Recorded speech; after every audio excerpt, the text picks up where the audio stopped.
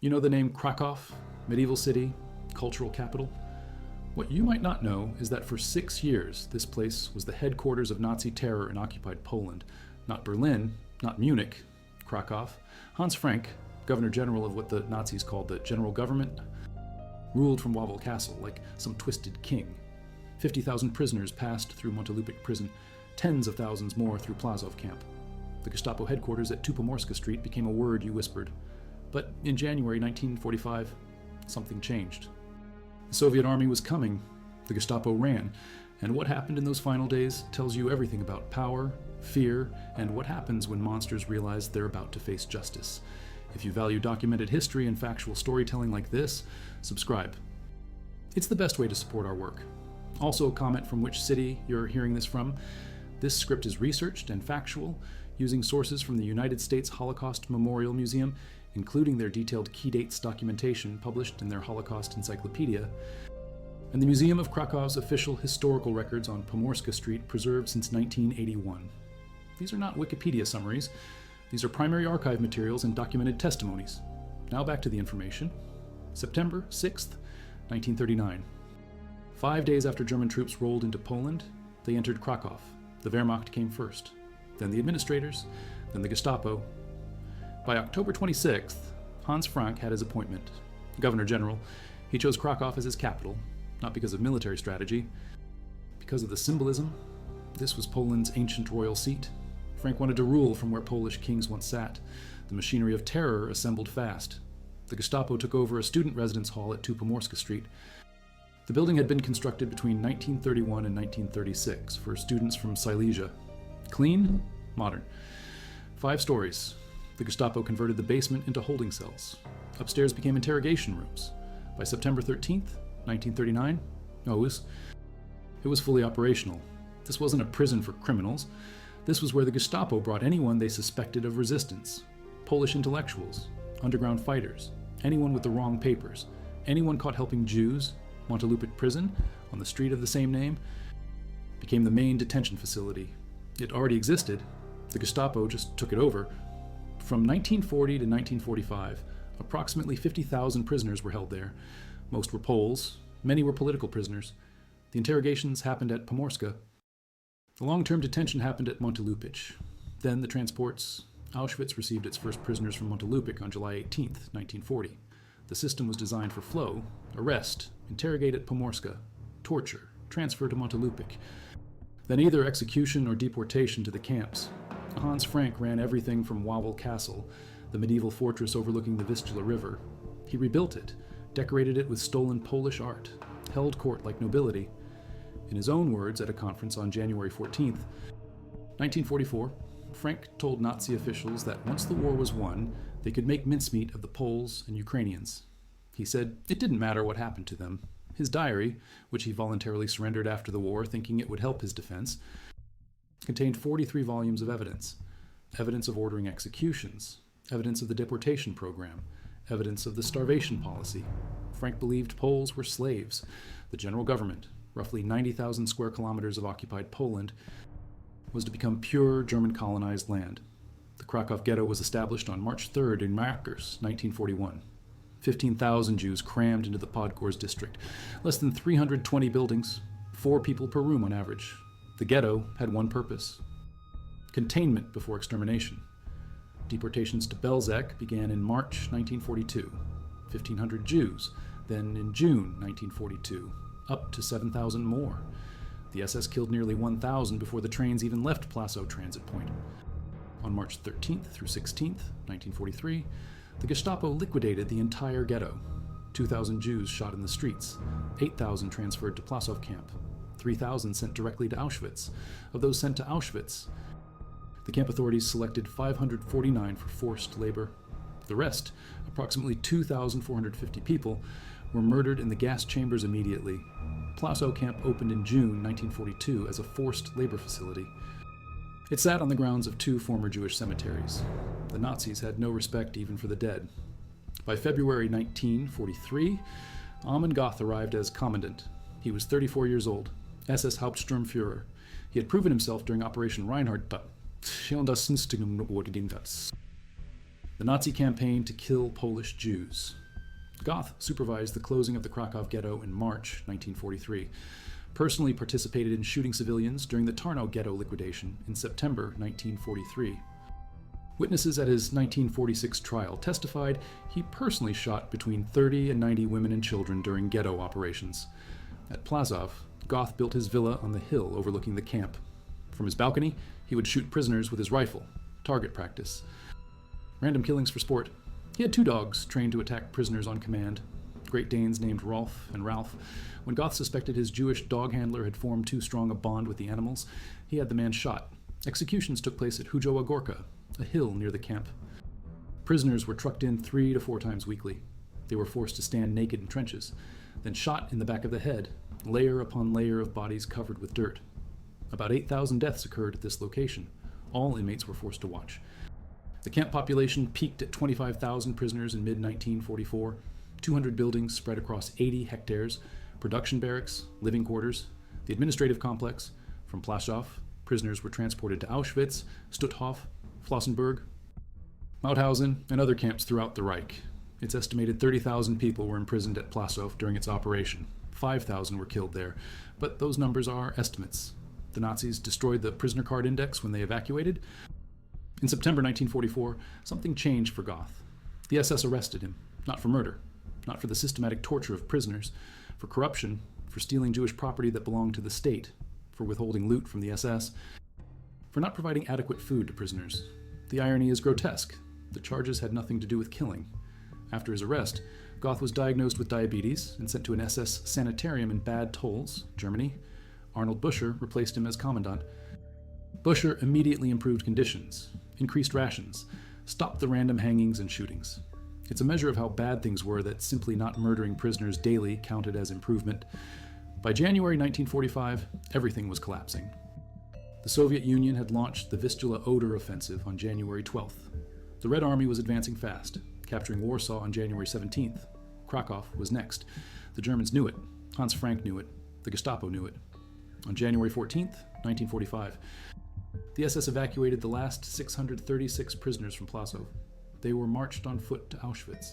2 days after the Soviet offensive pushed Germans out of their positions on the west bank of the Vistula, most who survived the march were killed on arrival. Before leaving, the Nazis tried to destroy evidence. They exhumed bodies from mass graves, burned them, dismantled barracks, destroyed records. When the Red Army arrived on January 20th, they found only scorched earth. At Pomorska Street, the final executions occurred in January 1945, just days before the Germans fled. The exhibition at the memorial site today focuses specifically on the very last execution carried out by the Nazis. Prisoners were still being tortured in those basement cells in mid-January, still being shot. The Gestapo operated until the last possible moment. Between 1939 and 1945, thousands of Poles passed through those cells. The exact number is unknown. The walls tell part of the story. 600 inscriptions remain, scratched into the plaster by prisoners awaiting death. Last words, names, dates. One cell has an inscription that reads, Dulce et decorum est pro patri mori. It is sweet and fitting to die for one's country. The execution cell, on January 17th, 1945, Hans Frank and his administration fled Krakow, not by order, by panic. Soviet forces were within kilometers. Frank packed up what he could, left Wawel Castle, the place he'd ruled from for over 5 years. He fled west toward Bavaria. 2 days later, on January 19th, Soviet troops entered Krakow, but Frank didn't stop. He made it to Tegernsee in southern Bavaria. American troops captured him there on May 4th, 1945. He attempted suicide twice before his capture. Failed both times. The Americans made him walk a gauntlet of soldiers. All of them beat him. The commander of security police and SD for District Krakow was SS Lieutenant Colonel Max Groskopf. He established headquarters near Montelupit prison. The SS and police leaders for the district changed over the years. SS Lieutenant General Karl Zeck until 1940. SS Colonel Julian Schörner from 1941 until February 1944. SS General Theobald Thier from February 1944 until January 1945. All of them fled or were captured. Schörner was transferred to Dachau in April 1944 before facing trial in October. Found guilty, demoted, sent to serve under Oskar Derlewanger and the criminal Derlewanger Brigade. Thier remained until the evacuation. At Montelupich, the killing continued until the final hours. Zuzanna Ginchanka, a renowned Polish-Jewish poet, was arrested by the Gestapo in Krakow in 1944. She was incarcerated at Montelupich, tortured, dragged across the interrogation room floor by her hair, then transferred to Czarnieckiego prison. She was executed by firearm on January 17, 1945. The same day Frank fled, she was 27 years old. Her crime was being Jewish. Her punishment was death. She was one of the last. The poet Ignacy Fick was arrested by Gestapo in October 1942.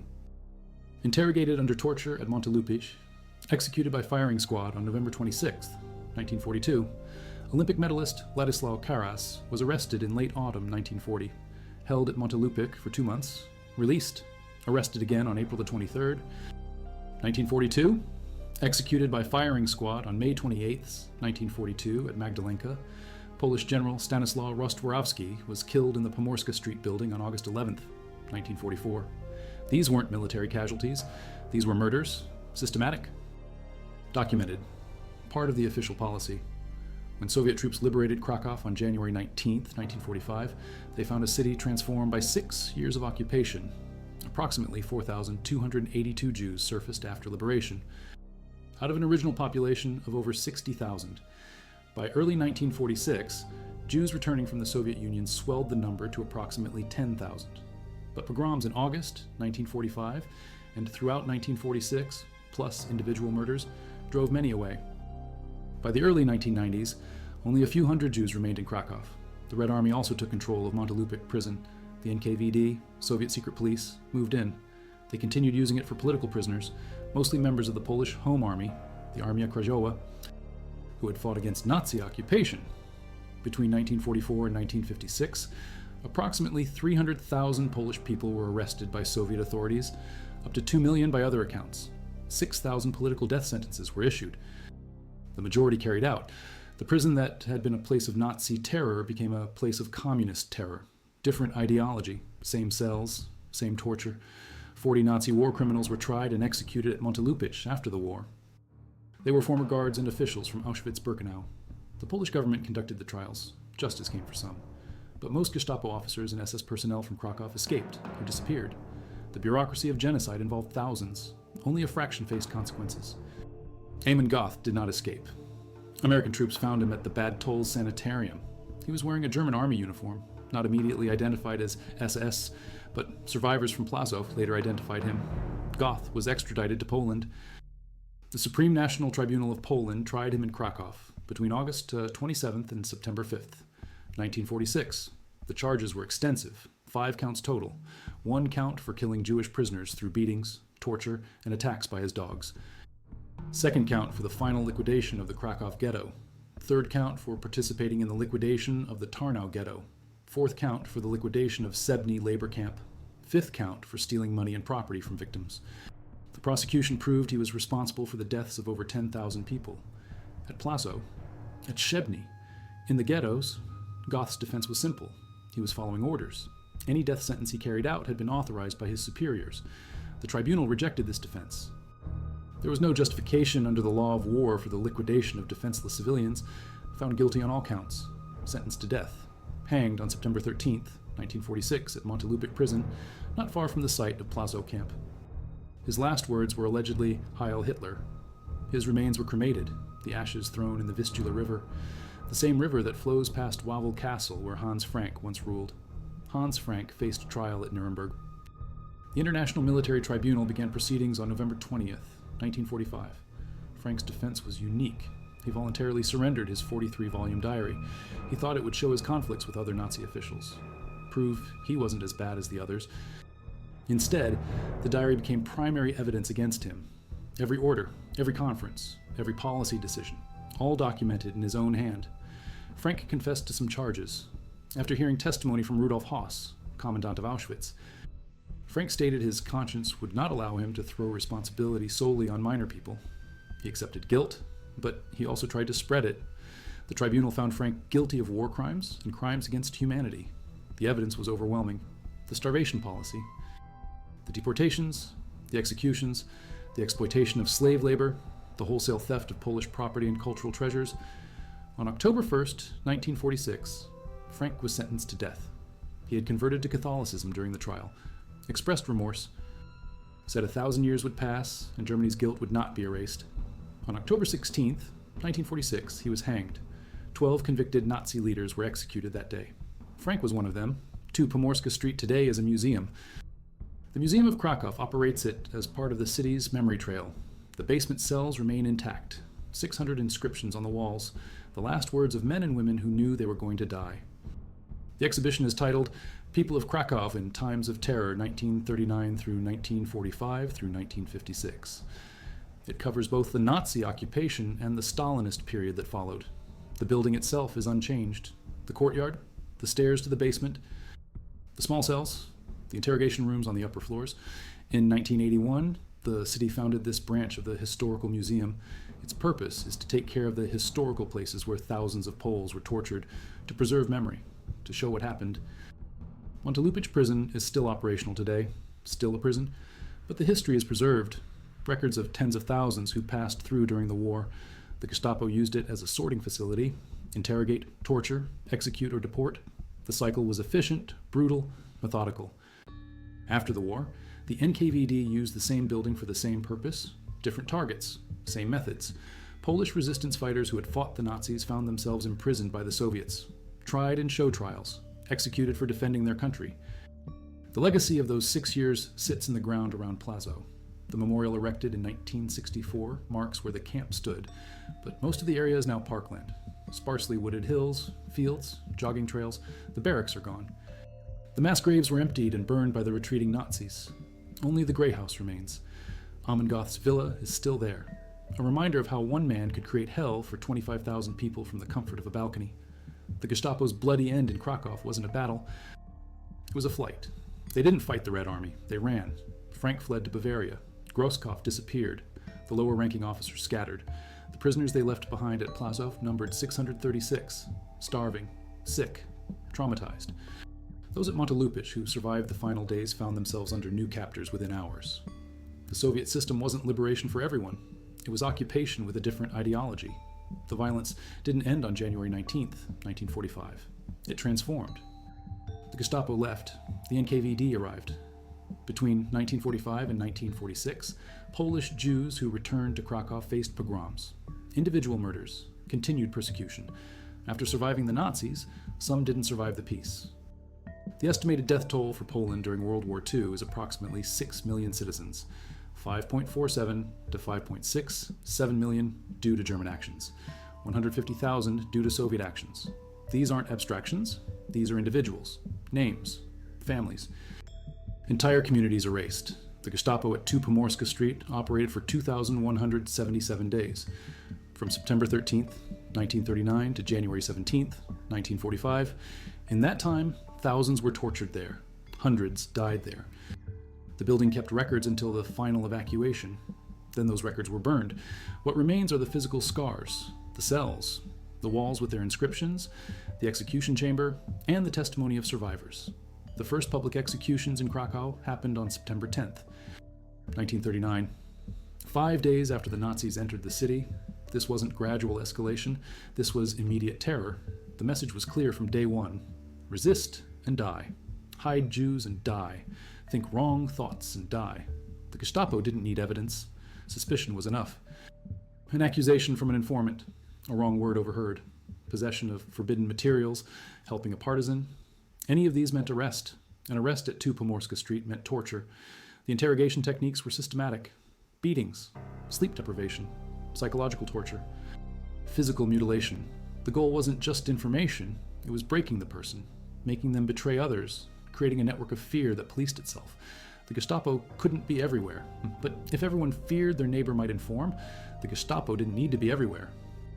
Polish General Stanislaw Rostworowski's death on August 11th, 1944 at Pomorska Street happened during a particularly desperate time for the occupation.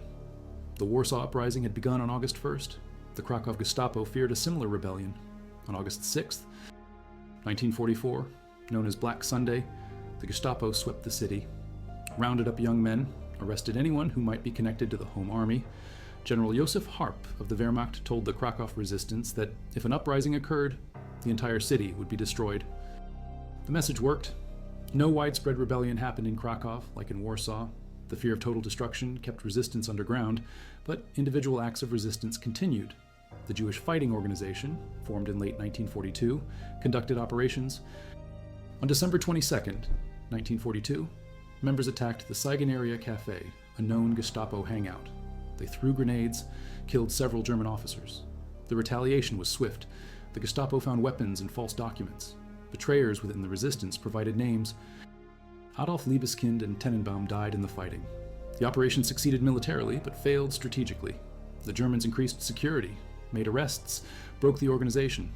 Oskar Schindler operated his enamel factory in Krakow during this period, employed Jewish workers from Plaszow, protected them as much as possible within the constraints of the system. When Plaszow was being evacuated in October 1944, Schindler moved his workers to Brunlitz in Czechoslovakia. 1,200 Jews survived because of that move. But for every Schindler, there were 100 Goths. For every person saved, there were thousands murdered. The scale of the Gestapo's operations in Krakow is difficult to comprehend.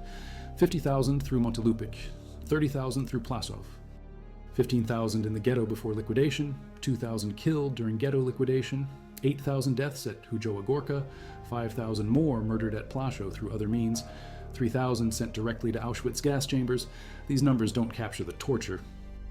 The families destroyed, the children shot, the systematic erasure of culture and community.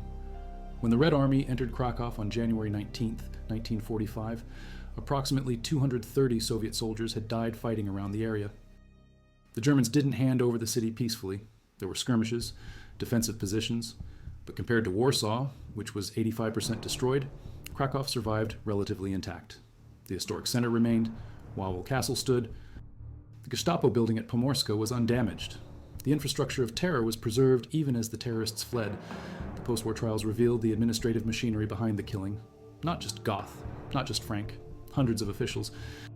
Bureaucrats who processed deportation orders, guards who beat prisoners, clerical staff who maintained records of executions. The banality of evil played out in occupied Krakow for 6 years. Men and women went to work at 2 Pomorska Street, conducted interrogations, filed reports, then went home to their families. Normal lives built on systematic murder. The evidence against Frank at Nuremberg included his own words. From a conference on August 5, 1942, Frank explained the situation in Poland. He said Germans must expand so the general government becomes pure German colonized land within decades. But under present war conditions, they had to allow foreign racial groups to perform the work needed for Greater Germany. Temporary expedients. The long-term goal was extermination. Frank said it clearly. The prosecution used his own diary to prove it. The liquidation of evidence in January 1945 was incomplete. The Nazis tried to burn records at Pomorska Street, tried to erase Plaszow entirely, exhumed and burned 9,000 bodies from mass graves, dismantled buildings, destroyed the prisoner card index, but they ran out of time. The Soviet advance was too fast. Some evidence survived. Survivors remembered. The physical locations remained, and the occupiers themselves left trails. 23 years after the liberation, in 1968, the Polish government erected a memorial at the site of Plaszow camp. It consists of 5 large stone fragments, rough, unfinished, deliberately austere. An inscription reads, "In homage to the martyrs murdered by Nazi genocide." The memorial sits in an open field.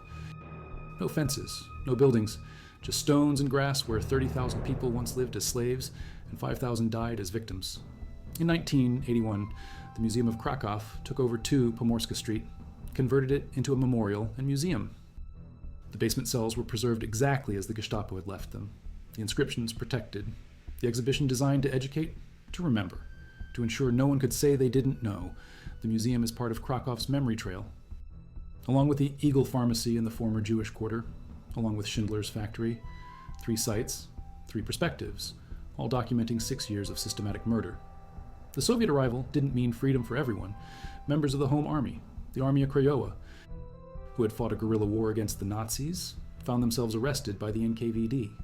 Their crime was being loyal to the Polish government in exile. The Soviet-backed government considered them enemies. Trials began almost immediately. Tadeusz Henryk Dziedzicki survived Nazi arrest, was imprisoned at Montelupich by the Germans, liberated in January 1945, then immediately arrested by the NKVD along with other Home Army members, deported to a Soviet gulag in Krasnovodsk in Turkmenistan. He died there, a double victim of totalitarianism. The The Gestapo's methodology was consistent across occupied territories, but Krakow held special significance because it was the administrative capital. Frank's presence, the proximity to Auschwitz, only 60 kilometers away by rail, the established infrastructure of prisons and camps, all of this made Krakow central to the occupation machinery. Decisions made in Wawel Castle determined policy for the entire general government, deportation schedules, labor quotas, execution orders. The bureaucracy of genocide ran through Krakow. The final days in January 1945 revealed the true nature of the occupation. When safety was guaranteed, when military defeat was certain, the Gestapo didn't try to negotiate, didn't try to minimize harm. They executed prisoners until the last possible moment, burned evidence, then fled. No remorse, no pause. The killing continued until they physically couldn't continue. This wasn't war. This was murder, sustained by bureaucracy and enabled by ideology. The legacy sits in museum archives, in survivor testimony, in the 600 inscriptions on cell walls at 2 Pomorska Street, in the patch of grass at Plaszow, where 25,000 once lived in terror, in the trial transcripts from Nuremberg and from the Polish tribunals, in the demographic data showing how many Jews lived in Krakow before the war and how many survived. The numbers tell one story, the details tell another, and in the details we find the truth. A truth the Gestapo tried to erase in their final retreat. That 6 years of systematic murder left marks that can't be burned away. That Hans Frank's 43 volumes told a story he thought would save him, but instead condemned him. That Amon Goth's villa still stands as a monument to the banality of evil. That 2 Pomorska Street preserves the last words of prisoners who knew death was coming. That the liberation of Krakow wasn't a clean end, but a messy transition. That justice, when it came slowly and incompletely. The bloody end of the Gestapo in Krakow happened between January 14th and January 19th, 1945. 6 days. In those 6 days, the last prisoners were marched from Plaszow toward death. The last executions were carried out at Pomorska Street. Hans Frank fled his castle. The Red Army entered the city, and 30,000 people who had lived under the machinery of terror for 6 years began to understand what survival meant. Some had lost everyone. Some had lost everything. All had lost 6 years. And in the prisons and on the hillsides and in the basement cells, the evidence remained. Evidence that no amount of burning could fully destroy. Evidence preserved now in museums and memorials and in the ground itself. Because the Gestapo's end wasn't the end of memory. It was just the beginning of accounting. The accounting began in silence. A city that had held its breath for 2,177 days exhaled into a frozen January landscape. Krakow was not liberated in a single, jubilant moment. It was occupied by a new power. The Soviet soldiers who marched through the streets on January 19th, 1945, were not greeted with universal joy. There was relief, but there was also fear.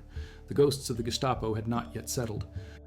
And the shadow of the NKVD was already falling across the cobblestones. The terror had changed its uniform. For the survivors, the first days were a disorienting crawl back into the light, from attics, from cellars, from holes dug beneath floorboards. Approximately 4,000 Jews emerged from hiding in Krakow and its immediate surroundings. They were skeletons wrapped in skin, their eyes unaccustomed to the sun. They walked through streets where every corner held a memory of a roundup, every building a story of loss. The former ghetto in Podgorz was a wasteland of abandoned possessions and desecrated synagogues. The city they had known, a vibrant center of Jewish life with over 60,000 souls, was gone. They were the fractional remainder. The work of accounting started not in courtrooms, but in makeshift offices and synagogues. Survivors registered their names. They searched for family. Every list posted on a wall was a document of hope and despair. Names were scanned, fingers tracing down the columns. A recognized name brought a gasp of relief. An unfamiliar list was another confirmation of absolute loss. The Central Committee of Polish Jews, established in 1944, tried to provide aid, food, shelter. But what they were truly documenting was the scale of the void. By early 1946, the population was bolstered by the return of Jews who had fled to the Soviet Union, bringing the number to approximately 10,000. But this was not a restoration. It was a gathering of ghosts, and the violence had not ended. On August 11th, 1945, a pogrom erupted in Krakow. A false rumor that Jews had killed a Polish child was enough to ignite the fuse. A mob attacked the Kupa synagogue, beating worshippers. Jewish homes were looted. Dozens were injured. One survivor of the camps, Rosa Berger, was shot and killed by Polish militiamen. The message was brutally clear. Surviving the Germans did not guarantee survival in the new Poland. The accounting was not just about Nazi crimes, it was about a deep-seated hatred that the war had amplified, not extinguished. Meanwhile, the new authorities began their own accounting. Montelupich prison did not close. It simply changed management. The NKVD and the Polish secret police, the Urzęd Bezpieczeństwa, filled the cells that the Gestapo had just emptied. Their targets were the soldiers of the Home Army, the Armia Krajowa. Men and women who had fought a 5-year underground war against the Nazis were now branded as enemies of the state, reactionaries, fascists. They were interrogated in the same rooms, tortured with the same methods. The cycle of political terror continued, a grim echo in the same stone corridors. The liberators had become the new jailers, but for the Nazi perpetrators, a different kind of accounting was coming.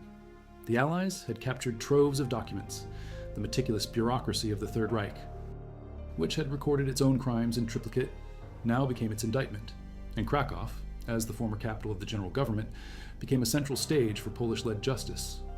The trial of Ammon Goth was the first major reckoning. Held in Krakow from August 27th to September 5th, 1946, it was a spectacle of survivor testimony. The courtroom was packed. One by one, former prisoners of Plaszow walked to the stand. Poldek Pfefferberg, one of Schindler's workers, described Goth's villa on the hill. He testified to seeing Goth shoot prisoners from his balcony as a morning ritual. He described the dogs, Ralph and Rolf, trained to tear people apart on command. Another survivor, Henrik Mandel, spoke of the executions at Hujowa Gorka, the layers of bodies in the pits. Witness after witness built a portrait not of a soldier, but of a sadist who reveled in murder. Goth, in the defendant's box, appeared unremarkable, no longer the imposing SS officer, but a paunchy man in a civilian suit. He claimed he was only following orders. He argued that the deaths were the result of typhus, or of harsh conditions, not his actions, but the evidence was insurmountable. His own signature was on execution orders. The sheer volume of eyewitness testimony was damning. The Polish tribunal found him responsible for the deaths of thousands. When the death sentence was read, there was no cheer in the courtroom, only a heavy silence. The hanging, on September 13, 1946, was a clumsy affair. The executioner miscalculated the drop twice. On the third attempt, Goth was killed. Justice, like the man himself, was ugly and brutal. The larger accounting took place a year later. Between November 24th and December 22nd, 1947, the Supreme National Tribunal in Krakow held the first Auschwitz trial.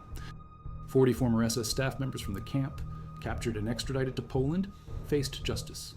The defendants represented the entire hierarchy of the death factory.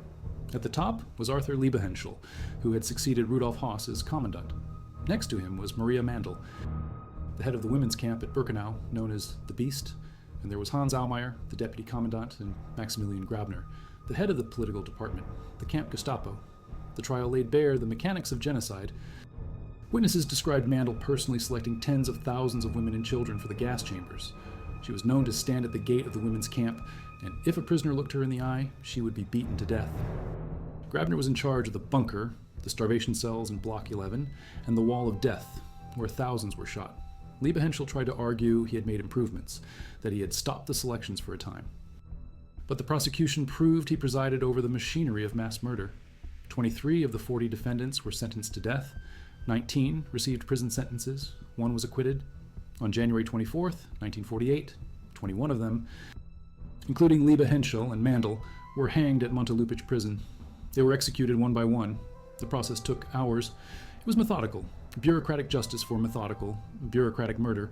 But what of the other architects of Krakow's terror? Their fates were varied. A testament to the chaotic collapse of the Reich and the imperfections of post-war justice. SS General Julian Schörner, the SS and police leader until 1944, the man who oversaw the liquidation of the Krakow ghetto, never faced a tribunal. Transferred for corruption, he ended up in the Dirlewanger Brigade, a penal unit made up of criminals. He was found dead under mysterious circumstances in May 1945. His successor, Theobald Thier, remained in his post until the final evacuation, only to be killed in action against Soviet forces in Silesia a few weeks later. He died a soldier, not a condemned criminal. Max Grosskopf, the head of the Krakow Gestapo, the man who ran the terror machine from his headquarters near Montelupich, simply vanished. Like thousands of other mid-level perpetrators, he disappeared into the rubble of post-war Germany, likely living out his days under a false name. The men who carried out the beatings in the basement of 2 Pomorska Street, the guards who shot prisoners at Hujowa Gorka, The bureaucrats who processed the paperwork for deportation, most were never found. The accounting was, by necessity, incomplete. Even for those who tried to do good, the aftermath was complex. Oskar Schindler, credited with saving 1,200 Jews, ended the war penniless. His attempts at business in post-war Germany failed. He lived off donations from the very people he had saved, the Schindler Juden. He died in 1974 and was buried in Jerusalem, honored as righteous among the nations. His story was an exception, a sliver of light in an ocean of darkness, but his post-war struggles were a reminder that the war broke everyone it touched, in one way or another. During the decades of communist rule, the official accounting of the war was rewritten. The narrative became one of Polish national martyrdom. The unique tragedy of the Jews, the Holocaust, was subsumed into a general story of suffering under Nazi occupation.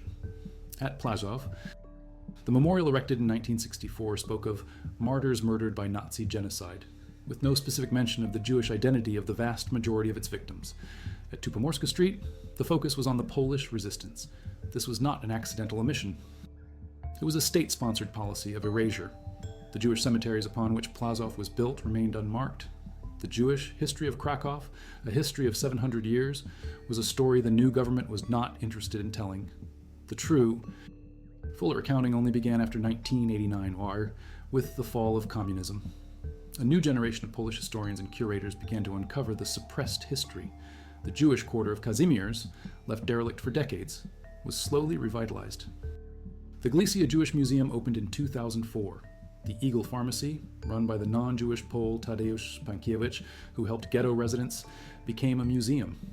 Schindler's factory was transformed into a powerful exhibition about Krakow under Nazi occupation. And the building at 2 Pomorska Street finally began to tell its complete story. The exhibition was updated to cover not just the Nazi terror, but the Stalinist terror that followed, acknowledging the double tragedy that befell Poland. The 600 inscriptions on the cell walls were meticulously preserved. They are the most direct accounting of all. Scratched with a fingernail or a piece of contraband metal, they are the final testimonies.